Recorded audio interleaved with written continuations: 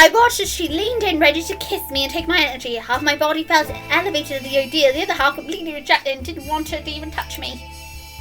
Matthew! Diana stopped in her tracks. Matthew? Who is... Ethan Dominic. Ah, one of the boys. Why don't you tell me which boy is Matthew? Simply nodding compliance. The fourth. Then I giggled and replied before letting go of my face and stepping back. Really? The child? With you? I nodded once again, but this time it was probably my own decision to reply. Didn't let us smooth the minute the cat purr stepping away from me. Alright then. Well, if it's the fourth son you're infatuated with, you should really rethink your romantic options. Why? Then I struggled and kissed my nose before I felt a shot of energy zap out of my body. It would almost make me feel dizzy and recoil. Then turned to the guest and sat on the wood cloth. You can go now. Remember, no class for the rest of the week. And how am I supposed to get home? My two friends left me here thanks to you. Oh, were they your ride?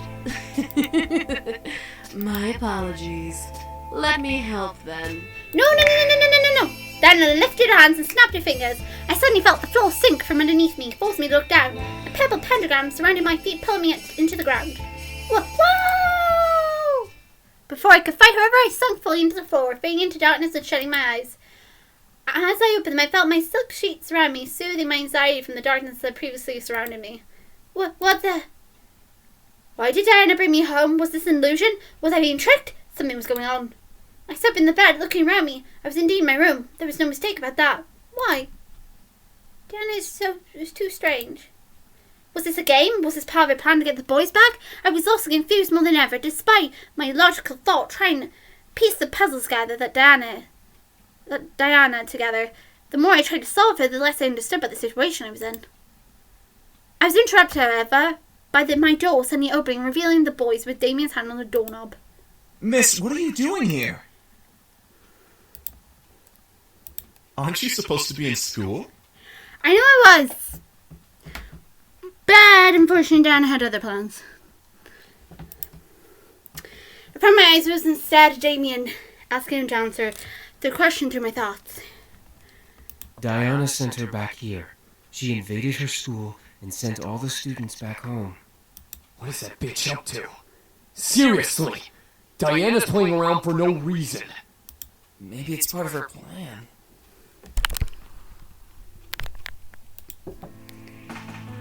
The boys continued to argue back and forth about Diana, fueling an almost jealous curiosity in me. Diana seemed to be too deep within the talk. The boys seemed to be too deep in the talk. Sorry, Damien seemed too deep in the talking to notice my thoughts. For he didn't even stop talking alongside his brothers. Blah blah blah. Why was Diana after them? Why did she want to bring them back? What was so important about the boys that she would travel to the human world to get them? What was going on? I decided enough was enough. I need answers. Hey!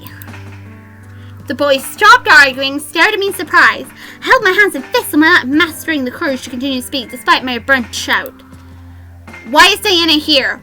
Why does she want to bring you all back? What exactly did you all run from? Why did you run from it? Miss, Don't miss me! Please, I need to know what is going on. I won't be left in the dark after this. I want to know what I'm facing. The boys looked at each other hesitantly, unsure what to reply. Finally, Sam pushed Damien towards the bed, making him buckle and land on his knees before his torso, with his torso over the edge of the mattress. Damien, do the thing. The thing? What thing? Sam, you're not suggesting. Why not? She deserves to know everything, especially if Diana is targeting her. Sam's right. I guess we have no choice then. I was getting confused. What was Damien about to do?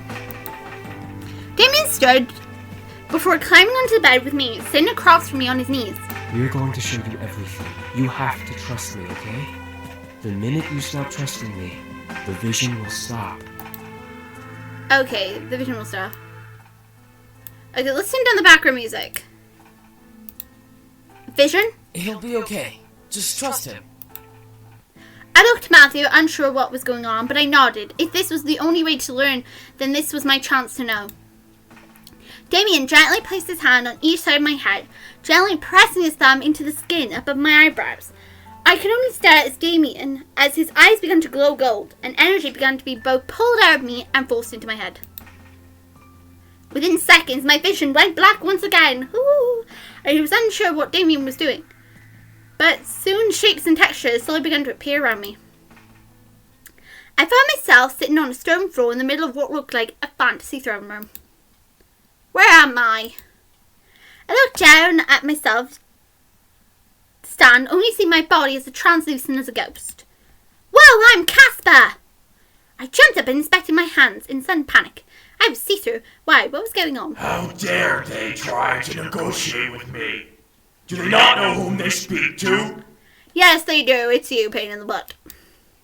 I gasped and ran behind a nearby pillar away from the voice. The sound of his anger and words frightened every bone in my body, turning me into a frightened child. My lord, please calm yourself. Oh, you're one of the imps behind my kidnapping in the second. Calm? Ooh. You're merely testing my resolve.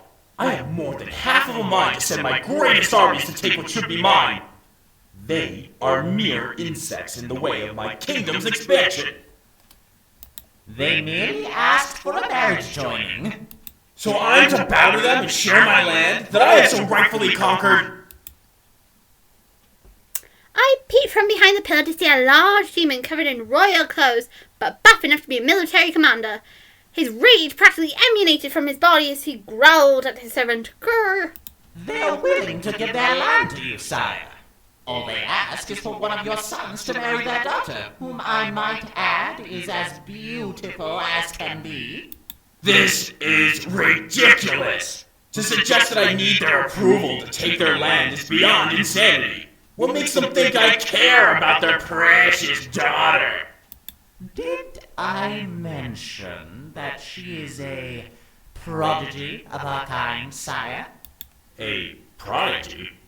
Yes, my lord. This succubus is a master of her skills in magic and mind manipulation.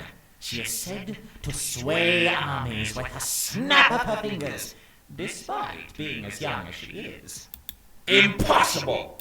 If only it were, sire. This succubus is dangerous, but would be a great asset to have should we agree to this arrangement. The only reason she cannot face you, my lord, is because you are the strongest demon in the plains. Is this supposed to change my mind? Yes, my lord. You are doing a terrible job at convincing me. My apologies, sire. I was lost. I could tell you were talking about Diana, but why? Father. I quickly turned my head to see another demon who looked like a mere child staring at the demon commander on the throne. Father. Ah, Raystrow. Have you finished your training? Raystrow, of course, is James. Yes, Father. Then what do you want? I want to be with my brothers the best of the day, Father. The demon commander walked to the younger demon, gripped his head, picking him up off the ground, and forced him to look up at his snarl. The younger demon, however, looked up and phased. Huh. Arrogance. Why should I allow you to be with them? I should kill you for your lack of respect to me. Because I want to be with them, Father. I only stared as the younger demon faced his father despite the massive difference between them. This young demon seemed weaker and easy to kill versus the demon commander. Why would this man kill his son, though? Was this commander that ruthless? However, I wasn't expecting him to laugh and release the young demon. Good! Assertive even in the face of danger. That is why you are my favorite son. I could only stare wide eyes as the commander placed his hands on the demon's shoulder. Very well. Go. Tomorrow, you will show me your training. The little demon grinned widely before running off. I have a thought. Yes, my lord. How old is this daughter? As old as your fifth, sire. Do you believe this proposal is worth it? Yes, sire. Tell those insects that they are safe for now. I will consider their offer. Sire, are you certain? Did I stutter? Now go! The demon servant quickly ran off, but as soon as he passed the pillar I was hiding behind, he along with the commander vanished into thin air. What had happened? I didn't get the time to try to figure out that for a demon who's around my age walked into the room reading a book. Is that? Racetrow, your nose is stuck in those books. Will you not lift your head up from them once in a while? Eric. How that voice? I still could run the pillar to see a second demon leaning against another pillar and smirking at Racetrow, a.k.a. James. Aren't you supposed to be with your mother practicing the harpsichord? I am, but I had a feeling that you were in danger. Yeah, that's Eric. In danger? What are you... Attack! Matthew. All of a sudden, 3 shadows zipped through the room and slammed into Racetrow, forcing him to fall to the ground and drop to the book. The sight cleared for me. There were 3 other demons in a job pile with Racetrow at the bottom. Get Ah! No way! You haven't had a break in months from those stupid books. It's time for punishment! That, of course, is Sam. Death by brotherhood! Matthew again. No more reading! Damien. I told you that you were in danger. Eric. I suddenly knew who these demons were. It's the boys. Even in the demon world, their brotherly connection was astonishing. They were merely young versions of themselves. One of the demons who I assumed was Matthew grabbed the book from the floor and opened it, reading it mockingly. How can you read this, Racer? It's all about war strategy. It's boring. I have to, Zakir. Get it off! There's only one thing you need to know about strategy. Kill them all! Take no prisoners! You sound just like father. I couldn't help but giggle. It was cute to see them acting childish with each other. Eventually, James managed to push his brother off of him and stand, brushing himself off. You all are reckless. At least we have fun. It's true. You haven't been with us in weeks. Don't you think it's time for a break? I'm sure father won't mind. But I have to... I know you want to, Racetrow. Damn it. What is going on here? I shot my head to the voice to see the commander, aged a little, staring at the boys with his arms crossed his chest. Damien quickly dashed and hid behind Sam, peeking over his shoulder to see the large commander. Nothing's going on. We just passed by each other. Then why does your brother have your book? I was showing him what I was learning, Father. Return to your studies, Racetrow. The rest of you out of my sight. Do not disturb your brother again. I could only say as James turned, he took his book, and without looking at his brothers, returned to reading. The commander walked past the remaining brothers, growling at Sam and Damien, before leaving the room. What was up with that? Don't worry about it. We'll find a way to get him back. I don't know. He's on a very tight leash. Ezra, you're quiet. What did you hear? He's going to a negotiation meeting. He's going to arrange a marriage. A marriage? For who? It must be for one of us. He hasn't decided who will marry her. It's a girl from a kingdom he wants to take over. But that's uncharacteristic of him. Usually he'd just attack with the army. Whatever the case is, one of us is getting married. Oh, what a wonderful thing. My marriage is so wonderful, not really.